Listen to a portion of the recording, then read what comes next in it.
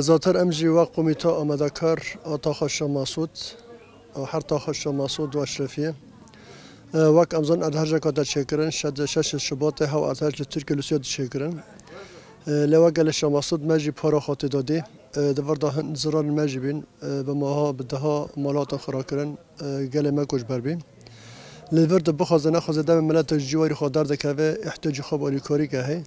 لهف آلیکاری براستی مسئله که انسانی خدا القل گل خاکرن امجی برگو هف آلیکاریات تجمع را براستی جی هف آلیکاریش باشور می مزن جی پارتی یکیتین اجتماعی کردستان وقت به دسته وان صابه و پارتی گل می سوران خواستن کلگا گل خوابس کنن براستی هف آلیکاریش دم کهاتی و نزدیک ماه کهاتی حتی دروازه سوریه بی لهل ماه کجیل من بجات سکراندن برگو جاره کردن حکمت شامی عرقلت شکر نشته آلیکاری وقت خود درواز به زاتر هوا آلیکاری جهنه گشتیمه دم پیش امه و آلیکاری بگل خارا پر وکن از اسماعیل نحسانم شوفار عربامه ای کمیونه از آلیکاری هاتم جبو ملت می شهبا و شیخ مسعودی ما مساعدات آنینا معبر تلکوچر جم ملت ما اهل می کردستان سلیمانیه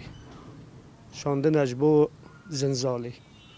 و ام بو ششی آزار دا ام بارن تقریبا هف بو مهک ام دری کادانه عرقله چیبون هاو چیبون کا چه مسئله ام نزانن